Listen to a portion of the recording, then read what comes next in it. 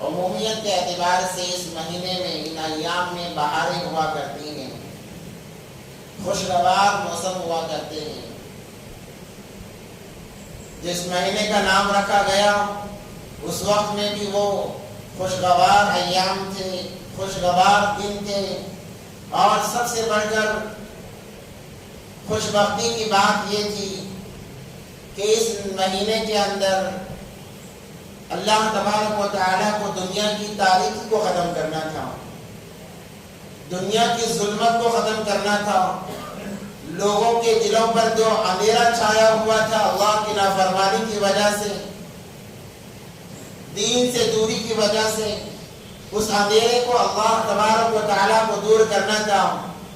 اسی لیے اللہ تبارک و تعالیٰ نے اپنے نبی پاک صلی اللہ علیہ وسلم کی ولادت کے لیے اس مبارک مہینے کو منتخب فرمایا،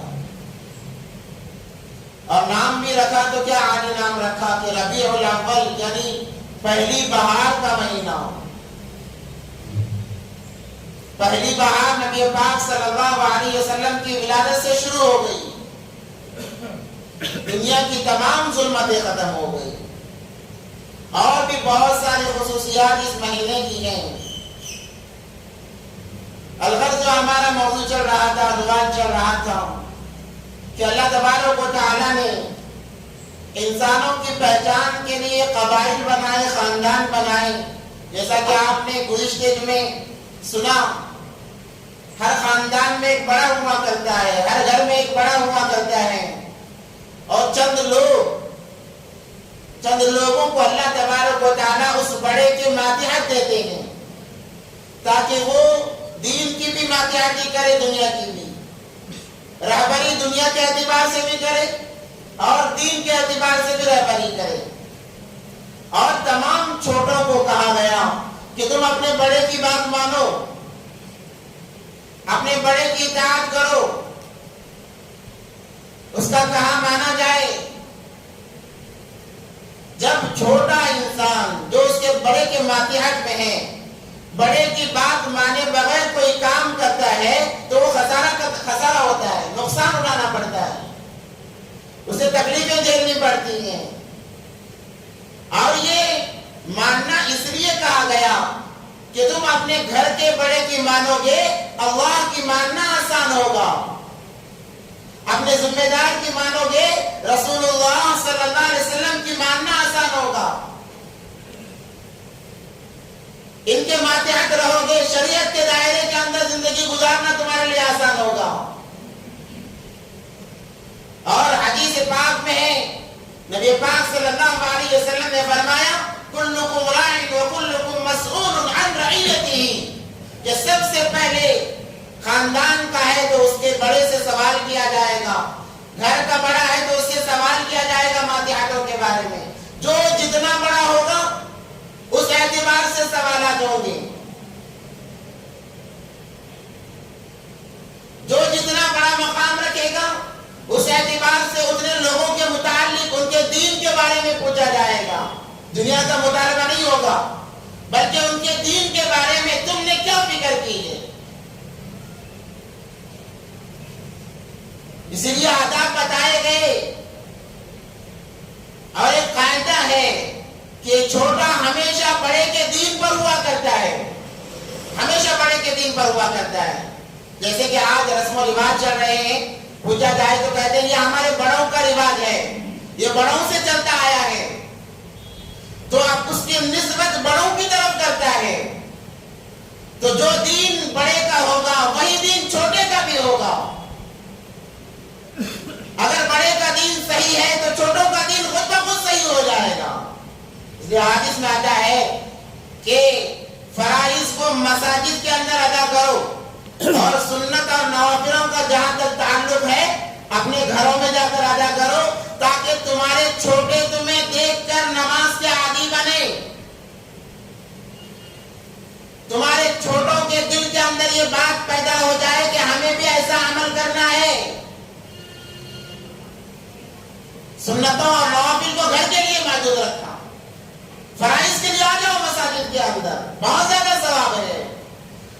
اور نوافل سنتوں کے لیے بہتر جگہ گھر ہے، سبق سکھانے کے لیے، بتانے کے لیے کہ تمہیں بڑے ہو کر یہ اعمال کرنے ہیں، یہ کام کرنے ہیں۔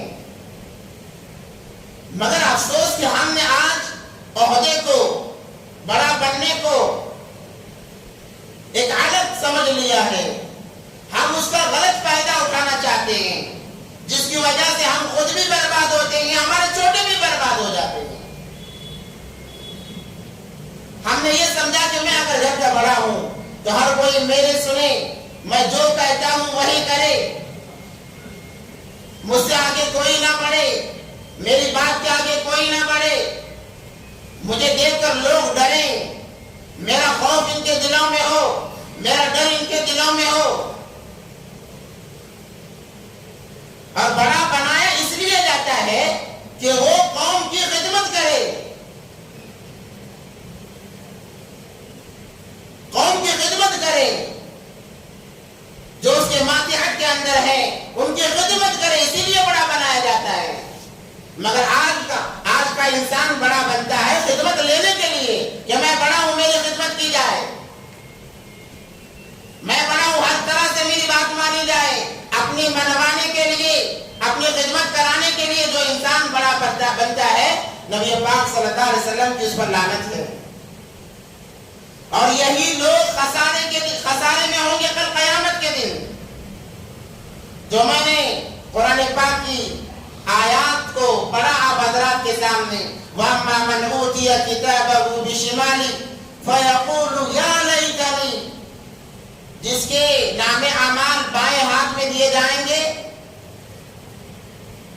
وہ کہے گا فَيَقُولُ يَا لَيْتَنِي لَمْ أُوتَ كِتَابِيَهْ، اے اللہ یہ کیا ہو رہا ہے، کیوں میرے بائیں ہاتھ میں میرے نام اعمال دیے جا رہے ہیں، کاش کہ یہ نام اعمال میرے ہاتھ میں دیے نہ جاتے، مجھے ان نام اعمال کا سامنا نہ کرنا ہوتا، کتنا اچھا ہوتا کہ کاش یہ دن مجھے دیکھنا نہ پڑتا۔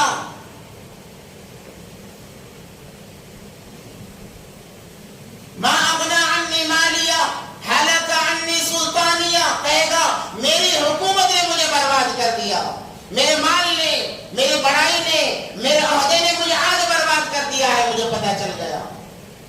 تو یہ تمام جو خدمت کرانے کے لیے، اپنی منوانے کے لیے بڑے بنتے ہیں، یہ تمام کے تمام کل قیامت کے دن خسارے کے اندر ہوں گے۔ اس کو سمجھانے کے لیے میں نے حضرت عمر فاروق رضی اللہ تعالیٰ عنہ کی مثال بھی دی۔ پوری دنیا کے بادشاہ ہونے کے باوجود ایک معمولی انسان کی خدمت میں لگے ہوئے ہیں، بیواؤں کی خدمت میں لگے ہوئے ہیں۔ سید القوم خادم، کہ قوم کا سردار ان کا خدمت گزار ہوا کرتا ہے، ان کا خادم ہوا کرتا ہے قوم کا۔ اس کی مثالیں صحابہ کے دور کے اندر ہمیں بے تحاشا مل جائیں گی۔ مگر جب ہم نے اس کو الٹا سمجھ لیا کہ عہدہ تو خدمت کرانے کے لیے ہے، عہدہ تو دبدبہ ڈالنے کے لیے ہے، عہدہ تو اپنا چلانے کے لیے ہے، تو انسان سیدھے راستے سے ہٹ کر گمراہی کی طرف جانا شروع کر دیا، پڑھنا شروع کر دیا۔ تو یہ خود بھی گمراہ ہو رہا ہے اور اپنے چھوٹوں کو یہ تعلیم دے رہا ہے کہ تم جب بڑے بنو تو تم بھی قوم سے اپنی خدمت کراؤ، تم بھی ان کے دلوں کے اندر، اپنے ماتحتوں کے دلوں کے اندر اپنا رعب بٹھاؤ، اپنا دبدبہ بٹھاؤ، اپنی بات منواؤ۔ گویا ہم تعلیم دے رہے ہیں۔ اس کا وبال قوم کے سردار پر جائے گا، گھر کے بڑے پر جائے گا۔ ایک عجیب شوق لوگوں کو چڑھا ہوا ہے، ہر کوئی عہدے کے پیچھے جا رہا ہے، ہر کوئی عہدے کے پیچھے لگا ہوا ہے۔ کوئی گھر کا بڑا بننا چاہتا ہے، کوئی محلے کا، کوئی مسجد کا، کوئی شہر کا، کوئی ملک کا۔ انکار نہیں کیا گیا، مگر جس جگہ تم عہدے پر جا رہے ہو وہاں کے آداب کو سیکھو۔ شریعت اس بارے میں ہمیں کیا سبق دیتی ہے؟ اگر اس کی رعایت کرتے ہوئے عہدے پر فائز رہو گے، اللہ تبارک و تعالیٰ اس کے برکت سے تمہیں نجات دیں گے، تمہیں ہدایت کا فیصلہ کریں گے اللہ تبارک و تعالیٰ۔ آج خرافات اسی وجہ سے ہیں کہ قوم کے بڑے یہ بالکل دین سے ہٹ کر زندگی گزار رہے ہیں، قوم کو اپنا خادم سمجھے ہوئے ہیں، سنت رسول اللہ صلی اللہ علیہ وسلم کے خلاف ورزی کر رہے ہیں، جس کی وجہ سے جگہ جگہ تباہیاں آ رہی ہیں، تباہیاں آ رہی ہیں۔ اللہ تبارک و تعالیٰ کا ایک قاعدہ، ایک ضابطہ قانون ہے کہ جب دنیا کے اندر لوگوں کے اندر گناہ زیادہ ہو جاتے ہیں، دین سے دوری بہت زیادہ ہو جاتی ہے، تو اللہ تبارک و تعالیٰ ہر دور میں اس گمراہی کو دور کرنے کے لیے، اس اندھیرے کو دور کرنے کے لیے ایک نبی بھیجتے ہیں۔ اسی طرح 1.25 لاکھ انبیاء علیہ السلام دنیا میں آئے ایک کے بعد دیگر ہے۔ کبھی کبھی ایک وقت میں 2-3 انبیاء بھی ہوتے دنیا کے اندر، خاص خاص قبیلوں کے لیے، خاص خاص خاندانوں کے لیے، شہروں کے لیے، گاؤں کے لیے، تاکہ گمراہی دور ہو جائے، اندھیرا دور ہو جائے، لوگوں کا تعلق اللہ سے جڑ جائے۔ اور نبی پاک صلی اللہ علیہ وسلم کی حدیث بھی ہے، صحابہ نے پوچھا اللہ کے نبی قیامت کب آئے گی؟ کہا گیا کہ مجھے پتہ نہیں ہے، ہاں چند علامات ہیں، ان علامات سے ایک علامات نبی پاک صلی اللہ علیہ وسلم نے یہ بیان فرمائی کہ میرے آنے سے پہلے جو خرافات تھیں، جو بدعات، جو رسومات، جو بے حیائیاں، وہ دوبارہ مسلمانوں کے اندر آنا شروع ہو جائیں گی، دوبارہ مسلمانوں کے اندر فتنے فساد برپا ہونا شروع ہو جائیں گے۔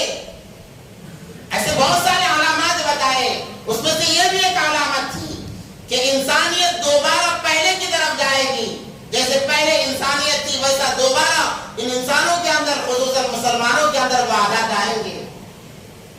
نبی پاک صلی اللہ علیہ وسلم کے دنیا میں تشریف لانے سے پہلے دنیا کے حالات بہت زیادہ بدتر تھے، خصوصاً مکہ مکرمہ کے۔ ایک اللہ کو ماننے والا کوئی وہاں پر موجود نہیں تھا۔ کعبۃ اللہ کے اندر 360 بت رکھے ہوئے تھے، 360 خداؤں کی پوجا کی جاتی تھی۔ بارش دینے والا الگ ہے، کھانا دینے والا الگ ہے، صحت دینے والا الگ ہے، بیماری دینے والا الگ ہے، ہر قسم کے بت خانہ کعبہ کے اندر رکھے ہوئے تھے۔ اور یہ بتوں کی پوجا کا سلسلہ حضرت نوح علیہ السلام کے بعد سے شروع ہوا۔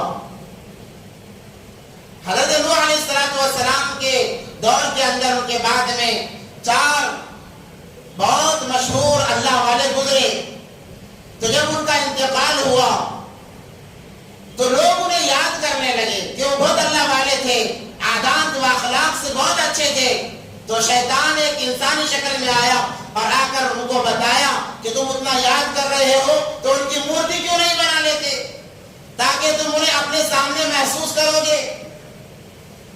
دیکھو ہمیشہ خرافات، بدعات، رسومات اچھائی کے راستے سے داخل ہوتے ہیں زندگیوں کے اندر، اچھائی کے راستے سے۔ تو لوگوں کو یہ بات بھلی لگی، اچھی لگی، کہنے لگے بہت اچھا ہے کہ جو ان 4 لوگوں کی مورتیاں بنائیں، شکل و صورت بنائیں اور ایک جگہ رکھ لیں، جب یاد آئے گا جا کر دیکھ لیا کریں گے۔ یہ سوچ کر ان کی مورتیاں بنائی گئی، ان کے نقش و نگار بنائے گئے اور ایک جگہ انہیں رکھ دیا گیا۔ جب کسی کو ان کی یاد آتی تو لوگ جاتے دیدار کرتے اور واپس چلے آتے۔ یہ سلسلہ چلا ایک زمانے تک۔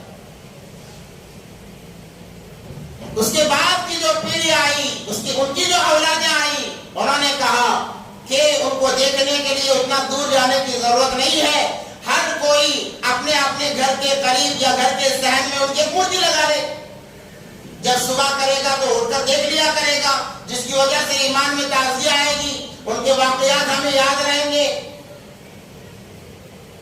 تو انہیں دور سے اپنے اپنے قریب لا کر رکھ لیے۔ جب وہ وقت گزرا، وہ دور گزرا، جب ان کی اولاد آئی تو انہوں نے کہا کہ یہ بہت مقدس لوگ تھے، ان کا مقام صحن میں نہیں بلکہ گھر کے اندر ہے۔ تو انہیں صحن سے اٹھا کر گھر کے اندر انہیں پیوست کر دیا اور انہیں دیکھنے لگے، روزانہ دیکھنے لگے، عقیدت میں ان کے سامنے ہاتھ باندھ کر کھڑے ہونے لگے۔ اور بعض لوگ عقیدت میں ان سے مانگنا شروع کرنے لگے. تو یہاں سے بدعات، یہ کفر و شرک کی وبا پھیلی ہے. اور کعبۃ اللہ کے اندر عمرو بن لحی نامی آدمی نے، جو ملک شام کو تجارت کے لیے اکثر و بیشتر جایا کرتا تھا، جب اس نے ملک شام میں دیکھا کہ لوگ پتھروں کی پوجا کر رہے ہیں، مورتیوں کی پوجا کر رہے ہیں، تو اسے وہ عبادت اچھی لگی. وہاں سے وہ ایک بت خرید کر لایا، ایک مورتی خرید کر لایا اور کعبۃ اللہ کے اندر رکھ کر کہنے لگا، کیونکہ وہ بڑا نیک انسان تھا، وہ اس وقت کا بڑا تھا. جب بڑا گمراہ ہوتا ہے تو قوم کیسے گمراہ ہوتی ہے وہ بتانا چاہ رہا.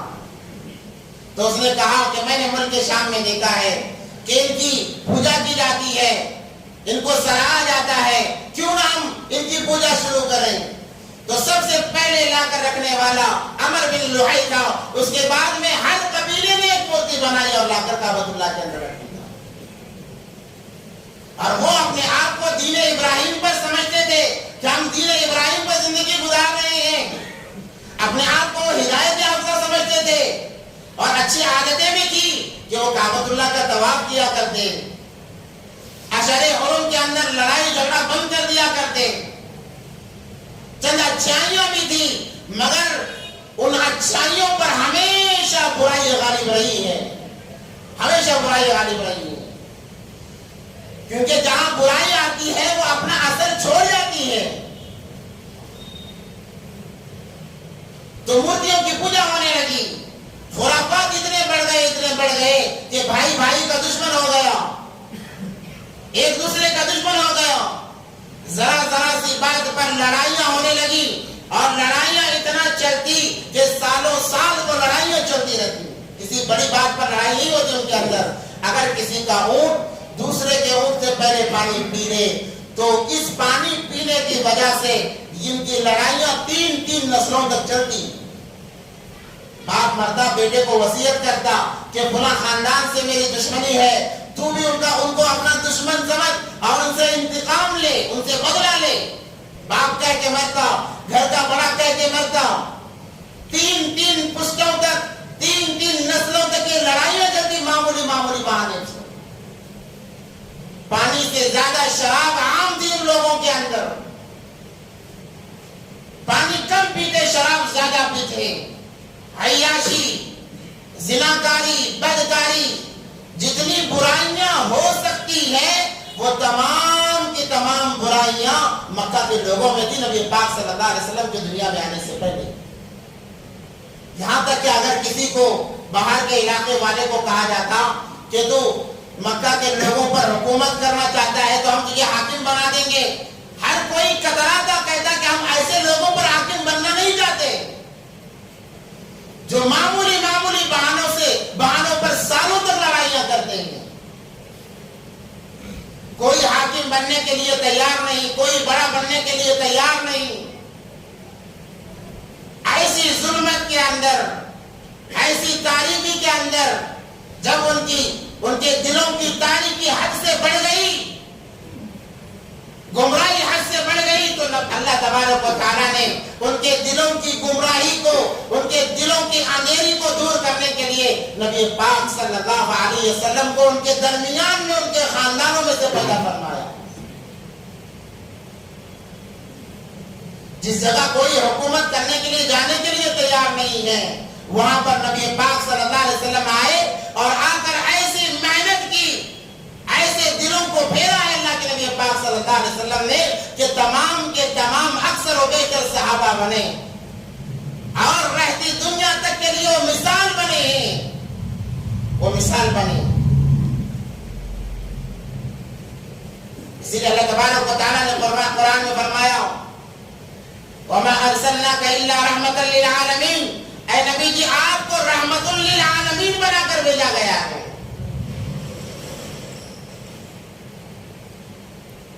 یہ تاریخی صرف نبی پاک صلی اللہ علیہ وسلم کے پیدائش پر دور نہیں، بلکہ نبی پاک صلی اللہ علیہ وسلم کے ماں کے بدن کے اندر جب حمل ٹھہرا ہے اسی وقت سے اللہ تبارک و تعالیٰ نے ان کے دلوں کو پھیرنا شروع کر دیا. نبی پاک صلی اللہ علیہ وسلم کے والد حضرت عبداللہ بہت خوبصورت تھے، نبوت کا نور ان کے چہرے پر تھا. جو عورت دیکھتی چاہتی کہ میں اس سے شادی کر لوں، میں اس سے شادی کر لوں. ہر روز ایک نیا پیغام شادی کے لیے آتا. مگر اللہ تبارک و تعالیٰ کو ان کے ذریعے سے ساری دنیا کی تاریخ کو دور کرنا تھا. اس کے لیے حضرت آمینہ کو منتخب کیا. حضرت آمینہ بنت وہب کے لیے منتخب کیا کہ عبد المطلب نے جب ان کی شادی کرائی، ان کا نکاح کرایا، دوسرے دن جب دیکھا ان عورتوں نے جو آج تک ان سے نکاح کرنے کے لیے در پہ کھڑی تھی، لائن لگائی کھڑی تھی، جب نکاح ہو گیا دوسرے دن جب دیکھا گیا تو وہی عورتیں کہنے لگی عبداللہ تمہیں کیا ہو گیا ہے؟ وہ جو نور تمہارے چہرے پر تھا وہ کہاں غائب ہو گیا؟ جب انہوں نے حضرت آمینہ کو دیکھا کہنے لگے کہ ہائے، جس نور کو ہم اپنے بدن میں لینا چاہتے تھے وہ نور حضرت آمینہ کے پاس چلا گیا. اسی وقت سے اللہ تبارک و تعالیٰ نے ان کے دلوں کی کیفیت کو بدلنا شروع کر دیا اور اپنی قدرت کے مظاہرے بتانے شروع کیے کہ دیکھو میں وہ خدا ہوں کہ میں جو چاہے کر سکتا ہوں. عام الفیل کا واقعہ پیش آیا. ابرہا نامی ایک بادشاہ تھا جس نے کعبۃ اللہ کو ڈھانے کے لیے ایک بہت بڑا ہاتھیوں کا لشکر لے کر وہاں سے سفر کیا اور مکہ مکرمہ آیا، جس کا تذکرہ سورہ فیل کے اندر اللہ تبارک و تعالیٰ نے بڑی تفصیل سے ذکر کیا ہے کہ أَلَمْ تَرَ كَيْفَ فَعَلَ رَبُّكَ بِأَصْحَابِ الْفِيلِ أَلَمْ يَجْعَلْ كَيْدَهُمْ فِي تَضْلِيلٍ وَأَرْسَلَ عَلَيْهِمْ طَيْرًا أَبَابِيلَ. ایک بہت بڑے لشکر کو لے کر آیا ہاتھیوں کے. اس کا معاملہ یہ ہوا کہ وہ نجاشی بادشاہ تھا. اس نے جب سنا کعبۃ اللہ کے اندر لوگ طواف کرتے ہیں اور اس کو مقدس سمجھتے ہیں، یہ بادشاہ تھا، اسے وہ بات گوارا نہیں ہوئی. اس نے اپنے علاقے میں ایک گرجا گھر بنایا، کعبۃ اللہ کی طرز پر بنایا اور تمام لوگوں کے پاس یہ دعوت بھیجی کہ اب طواف کعبۃ اللہ میں نہیں ہوگا بلکہ اس گرجا گھر میں طواف ہوگا. جب ایک عربی نے دیکھا، مکہ کے رہنے والے نے دیکھا اور سنا تو بڑا غصہ آیا. دیکھو ان کے دلوں کے اندر کفر و شرک ہونے کے باوجود کعبۃ اللہ کی ایسی عظمت تھی کہ اسے بیان کیا نہیں جا سکتا. اسی لیے جب کعبۃ اللہ کو نبی پاک صلی اللہ علیہ وسلم کی ولادت کے بعد جب ایک مرتبہ کعبۃ اللہ کی دیواروں کو بنانے کا موقع آیا تو انہوں نے اعلان کیا کہ سب اپنی حلال کمائی کا مال جمع کریں تاکہ اس کعبۃ اللہ کی دیواروں کو بنایا جائے. ابھی نبوت ملی نہیں ہے، دین کیا ہے انہیں معلوم نہیں، مگر اس وقت میں بھی ان کا یہ فیصلہ تھا کہ جو حلال کمائی ہے جس کے اندر ذرا برابر کی حرام شامل نہ ہو وہ کمائی لا کر دے تاکہ کعبۃ اللہ کی تعمیر کی جا سکے. جن لوگوں کو اللہ اس کے رسول کا نام و نشان معلوم نہیں، مگر کعبۃ اللہ کی، اللہ کے گھر کی عظمت ایسی کہ ویسے کفر کے ماحول میں بھی کہتے ہیں کہ حلال مال سے ہم کعبۃ اللہ کی تعمیر کریں گے. آج کے مسلمان کو تمام چیزیں معلوم ہے مگر کبھی اپنے آپ کو حرام کمائی سے بچانے کے بارے میں نہیں سوچتا. تو اس نے گرجا گھر کی طرف مدعو کرنے کے لیے دعوت دی تو اسے غصہ آیا. رات میں جا کر اس نے اس گرجا گھر کے اندر پاخانہ کر دیا اور پورا گرجا گھر کو ناپاک کر دیا، بدبو سے بھر دیا.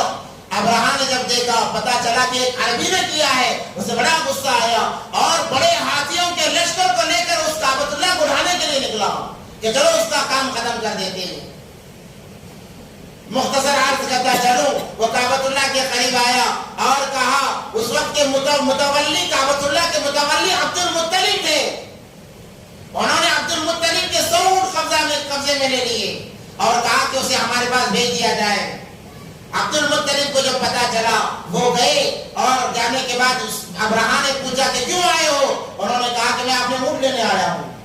اسے بڑا عجیب لگا، میں تمہارے اللہ کے گھر کو گرانے آیا ہوں، منہدم کرنے آیا ہوں اور تمہیں اپنے اونٹوں کی پڑی ہے. تو عبد المطلب نے کہا مجھے بس میرے اونٹوں کی فکر ہے، وہ اللہ کا گھر ہے، تو جانے اللہ جانے، تو جانے اور اللہ جانے، مجھے میرے اونٹوں کی فکر ہے۔ تو اس نے جب یہ بات سنی سے اور زیادہ غصہ آیا، تو کعبۃ اللہ کو اٹھانے کے لیے جب صبح میں نکلا ہے، اللہ تبارک و تعالیٰ نے پرندوں کو بھیجا، ابابیل پرندوں کو بھیجا، چھوٹے چھوٹے پرندے، بالکل چھوٹے پرندے، ہر پرندے کے چونچ میں ایک کنکر اور پینچے میں ایک کنکر، ہر پرندے کے پاس 3 کنکریاں تھی۔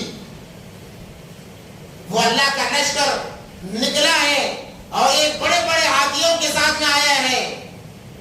کتابوں میں لکھا ہے کہ وہ پرندوں کا لشکر آسمان کی طرف گیا اور جا کر وہ کنکریاں چھوڑنے لگا۔ علماء فرماتے ہیں ایک کنکری اگر ہاتھی پر پڑتی تو اس کے اندر سوراخ پڑ جاتا۔ یہ اللہ کا عذاب اللہ بتانا چاہ رہے ہیں کہ دیکھو اگر میں پکڑنے پر آؤں، مجھے فرشتوں کو بھیج کر جنگ کرانے کی کوئی ضرورت نہیں ہے، ان ابابیل پرندوں کے ذریعے سے تمہیں میں تہس و نحس کر سکتا ہوں۔ تو اللہ تبارک و تعالیٰ نے ان بڑے بڑے ہاتھیوں کو، اس جرنار لشکر کو، اس کے نوجوانوں سپاہیوں کو اللہ تبارک و تعالیٰ نے ابابیل پرندوں کے پاؤں کے اندر اور چونچ کے اندر کنکر دے کر ہلاک و برباد کر دیا۔ اللہ تبارک و تعالیٰ نے اپنے گھر کی حفاظت فرمائی۔ اس کے 50 یا 55 دن بعد میں نبی پاک صلی اللہ علیہ وسلم کی ولادت بسعادت ہوئی۔ جب یہ حمل ٹھہرا ہے آمینہ کے بدن کے اندر، حضرت آمینہ فرماتی ہے مجھے اور عورتوں جیسا تکلیف کا کوئی احساس نہیں تھا، جسے اور عورتوں کو تکلیف ہوتی ہے مجھے کوئی تکلیف نہیں۔ حمل قرار پانے کے بعد حضرت آمینہ فرماتی ہے میں جس جگہ سے گزرتی وہاں کے پیڑ پودے مجھے آگے بڑھ کر سلام کیا کرتے تھے۔ اللہ تبارک و تعالی اپنے نبی پاک صلی اللہ علیہ وسلم کی شان کو بتانا چاہ رہے ہیں کہ اس نبی کو میں بھیج رہا ہوں جسے میں سب سے زیادہ چاہتا ہوں۔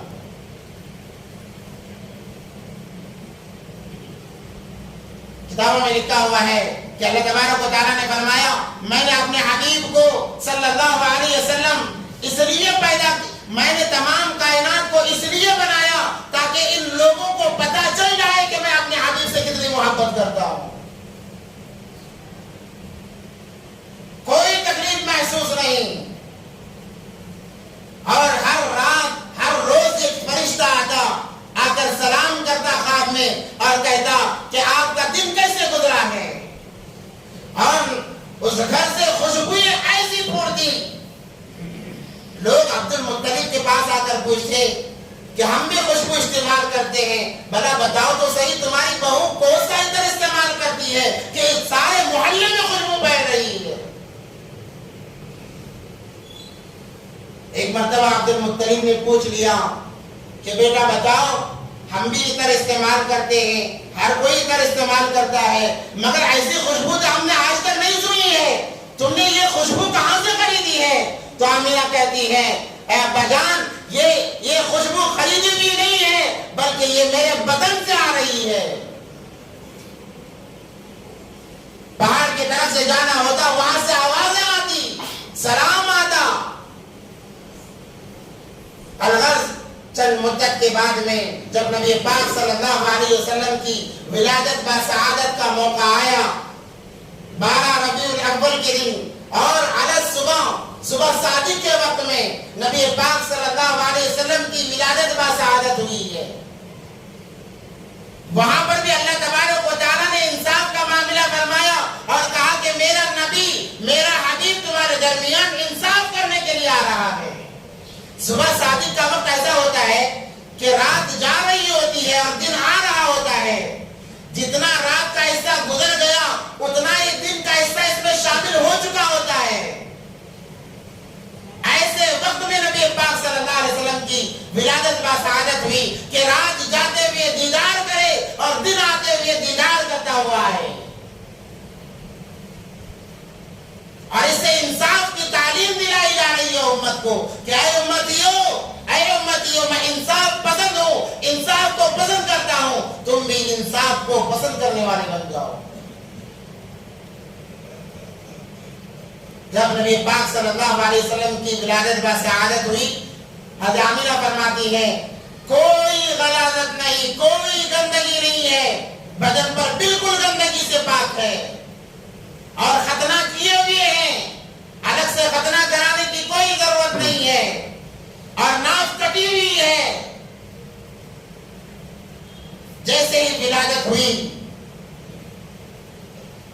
اس وقت دو عورتیں وہاں اور تھیں، حضرت شفا اور حضرت صوفیہ، یہ دو عورتیں تھیں داعیہ کے طور پر وہاں پر۔ یہ فرماتی ہیں کہ جیسے ہی ولادت ہوئی، ایک امر سا محسوس ہوا جو گھر کے اندر داخل ہو گیا، گھر کے اندر داخل ہو گیا، جس کی وجہ سے پورا گھر خوشبو سے بھر گیا، نور سے بھر گیا، اور دھندلاہٹ محسوس ہوئی۔ تھوڑی دیر کے لیے ہم نے محسوس کیا کہ بچہ تھوڑی دیر کے لیے ہماری نظروں سے اوجھل ہو گیا، اور ہم نے آوازیں سنی، کہا جا رہا تھا اس میرے حبیب کو مشرق اور مغرب کا سیر کرایا جائے، مشرق اور مغرب کا سیر کرایا جائے، دنیا کو بتا دیا جائے کہ آج سے اس دنیا میں کسی پر ظلم نہیں ہوگا، آج سے کسی پر زیادتی نہیں ہوگی، آج سے کسی کا حق مارا نہیں جائے گا۔ جیسے ہی ولادت بسعادت ہوئی، ساری دنیا کی سیر کرائی گئی، قیصر و قیصر کے بڑے بڑے جو مینار تھے وہ گر گئے، ایک جگہ 1000 سال سے آگ جل رہی تھی، کبھی نہیں بجھتی، مگر جیسے نبی پاک صلی اللہ علیہ وسلم کی ولادت بسعادت ہوئی، وہ آگ بجھ گئی۔ گویا اس بات کی علامت تھی کہ اب کفر و شرک دنیا سے ختم ہو جائے گا، دلوں سے نکال لیا جائے گا۔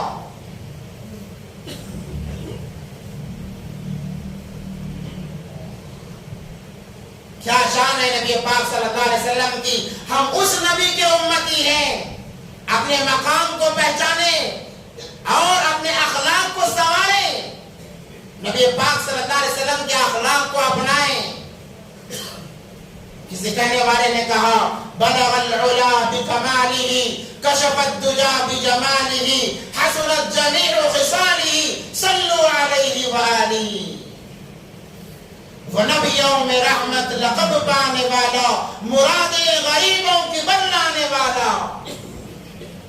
اللہ اکبر۔ اسی وقت میں یہ علامتیں تھی کہ اب ظلم و ستم ختم، بالکل ختم، اب اس کا کوئی نام لینے والا نہیں رہے گا۔ نبی پاک صلی اللہ علیہ وسلم کی جب ولادت ہوئی تو حضرت صوفیہ وہ دوڑی ہوئی اپنے آقا کے پاس، ابو لہب کے پاس دوڑی ہوئی گئی اور جا کر خوشخبری دینے لگی کہ آقا آپ کے بھائی کے گھر میں لڑکا پیدا ہوا ہے۔ تو ابو لہب کیونکہ بھائی سے جدائی ہی ہو چکی تھی، بھائی کا انتقال ہو چکا تھا، خوش ہو کر کہنے لگا تو نے اتنی بڑی مجھے خوشخبری دی ہے، جا آج سے تو آزاد ہے۔ یہ پہلا معاملہ تھا کہ پہلی مرتبہ کسی عورت کو آزاد کرایا گیا، وہ بھی نبی پاک صلی اللہ علیہ وسلم کی ولادت کے موقع پر۔ ورنہ اس سے پہلے اگر کسی عورت کا شوہر مرتا تو اس عورت کو اس کے ساتھ میں دفن کر دیا جاتا یا جلا دیا جاتا، عورتوں کے کوئی حقوق نہیں تھے۔ انسان جوئے میں اپنی بیویوں کو ہار جاتا، عورتوں کو ایک منحوس چیز سمجھی جاتی، لڑکی پیدا ہو گئی تو اسے دفن کر دیا جاتا، زمین میں دبا دیا جاتا۔ ایک واقعہ بتا کر اپنی بات ختم کروں گا۔ نبی پاک صلی اللہ علیہ وسلم کے نبوت کے بعد میں ایک صحابی آئے اور آ کر کہنے لگے، رونے لگے اور کہا اے اللہ کے نبی، کیا میں نے بہت بڑا گناہ کیا ہے، کیا اللہ میرے گناہ کو معاف فرمائیں گے؟ نبی پاک صلی اللہ علیہ وسلم نے پوچھا کیا گناہ کیا ہے؟ تو انہوں نے کہا کہ میرے گھر میں اتفاق سے لڑکی پیدا ہو چکی تھی، میری بیوی نے مجھ پر ظاہر نہیں کیا بلکہ مجھے بتائے بغیر اس کی پرورش کی، یہاں تک کہ وہ 5 سال کی ہو گئی، 4 یا 5 سال کی ہو گئی۔ جب یہ 4 یا 5 سال کی ہو گئی، میرے سامنے لا کر پیش کیا تو میری بھی محبت جاگ گئی، میں بھی اس سے محبت کرنے لگا۔ میں جب باہر سے آتا بیٹی انتظار کرتی، جب میں گھر میں جاتا بیٹی گلے لگاتی، میرے تمام درد ختم ہو جاتی، تمام میرا غم ختم ہو جاتا۔ ایک مرتبہ میں جا رہا تھا، ابو جہل مجھے ملا اور اس نے میرا گریبان پکڑا اور کہا سنا تیرے گھر بیٹی پیدا ہوئی ہے اور تو نے اس کو زندہ دفن نہیں کیا، خبردار اگر کل تک وہ بیٹی تیرے گھر میں رہی سارے گھر کو آگ لگا میرے دل میں ڈر پیدا ہو گیا. وہ سردار تھا, اس کا زور چلتا تھا. اللہ کے نبی میں نے ٹھان لیا کہ اب اس بوجھ کو اپنے سر سے اتار دوں گا. یہ سوچ کر میں گھر گیا. بیٹی حسب معمول مجھے آ کر گلے لگاتی, مجھ سے محبت کرنے لگی, ابا ابا کہہ کے پکارنے لگی, میرا سر دبانے لگی, پاؤں دبانے لگی. مجھے رحم نہیں آیا. میں نے بیوی سے کہا کہ تیار کرو. بیوی نے تیار کیا اور میں اس اپنی بچی کو لے کر ایک کدال لے کر بیابان جنگل کی طرف چلا. بچی راستے میں کہتی, ابا آج ہم کہاں جا رہے ہیں؟ آپ نے مجھے نئے کپڑے پہنائے ہیں, آپ نے مجھے سنوارا ہے, آپ نے مجھے میری خوبصورتی کو اور بڑھایا ہے, ہم کہاں جا رہے ہیں؟ میں نے کوئی جواب نہیں دیا اور لے جاتے جاتے میں جنگل بیابان میں جا کر میں گڑھا کھودنے لگا, مٹی نکالنے لگا. جب وہ مٹی کے قطرے میرے داڑھی میں پڑتے, بیٹی دوڑ کر آتی, میرے داڑھی کو جھاڑ کر ان قطروں کو نکالتی, میرا پسینہ پوچھتی اور مٹی اٹھانے میں میری مدد کرتی تھی. مجھے پھر بھی رحم نہیں آیا. میں نے گڑھا کھودا. گڑھا کھودنے کے بعد اوپر آنے کے لیے میری بیٹی نے مجھے ہاتھ دیا, میری بیٹی نے مجھے ہاتھ بڑھایا. میں بیٹی کے ہاتھ کو دھتکارتے ہوئے میں خود آگے بڑھا, اوپر آیا اور بیٹی کو سامنے لے جا کر میں نے گڑھے میں دھکا دے دیا. میں نے اپنے لخت جگر کو دھکا دے دیا. وہ بیٹی گڑھے میں گر گئی. جیسے ہی اس نے گرا, وہ گری ہے, وہ چیخنے لگی, ابا مجھ سے کیا غلطی ہوئی ہے؟ مجھے کس غلطی کی سزا مجھے دی جا رہی ہے؟ ابا میں تو آپ سے محبت کرتی ہوں, میں امی سے محبت کرتی ہوں, میں نے آپ کو کبھی ڈانٹا نہیں ہے, میں نے کبھی آپ کو برا نہیں کہا ہے, مجھے کیوں دفنایا جا رہا ہے؟ وہ بیٹی پکارتی رہی, چیختی رہی. اللہ کے نبی مجھے رحم نہیں آیا. میں نے اس کی آواز سنتے ہوئے اس کو زندہ دفن کر دیا اور دفن کر کے میں نے ایک مرتبہ بھی پلٹ کر نہیں دیکھا. اللہ کے نبی کیا مجھے اللہ معاف فرما دیں گے؟ نبی پاک صلی اللہ علیہ وسلم کی آنکھوں سے آنسو جاری ہو گئے, رونے لگے اور کہنے لگے, نبی پاک صلی اللہ علیہ وسلم اے فلانے, تم نے اسلام قبول کیا ہے اور اسلام پچھلے تمام گناہوں کو معاف کر دیتا ہے. اللہ سے توبہ کرتے رہو, اللہ سے توبہ کرتے رہو. ایسے انسان جن کو نبی کی صحبت ملی, نبی کے آغوش میں وہ انسان آئے تو وہ صحابی بنے اور رہتی دنیا کے لیے مثال بن کر دنیا سے گئے ہیں. انشاءاللہ اگر موقع رہا, جب نبی پاک صلی اللہ علیہ وسلم کی ولادت ہوئی, دو کام نبی پاک صلی اللہ علیہ وسلم نے کیے ہیں. میں نے گزشتہ جمعے بھی کہا, وقت ابھی ختم ہو چکا ہے. انشاءاللہ اگر موقع رہا وہ دو کام کیا تھے, آئندہ جمعہ بیان کیا جائے گا. وآخر دعوانا الحمدللہ رب العالمین.